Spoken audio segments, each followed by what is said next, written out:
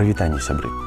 А давайте з вами сёння разгледзім словы, якія на першы погляд падаюцца абсалютна зразумелымі і відавочнымі, але ўсё ж ёсць у кожнага з іх свае асаблівасці.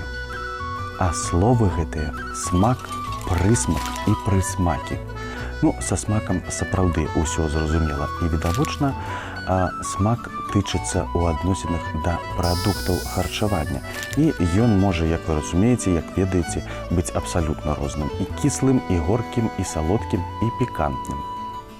Але памятайце, што слова «смак» ужываецца толькі ў дачыненні да ежы.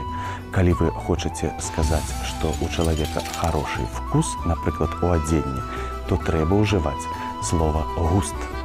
Але вяртаемся да смачных словаў. І што ж тады такое прысмак? А прысмак – гэта прывкус. Можа быць прысмак у ежы, а, напрыклад, у мяне восень мае свой прысмак – антонаўкі і гарбуза. А вось прысмакі любіць кожны, і ў кожнага яны свае, бо прысмакі – гэта лакамства.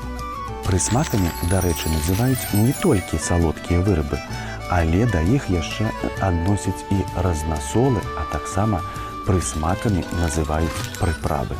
Смачна вам есці, сябры, а жыццё, каб ваша было поўнае прысмакаў з прысмакам радасці.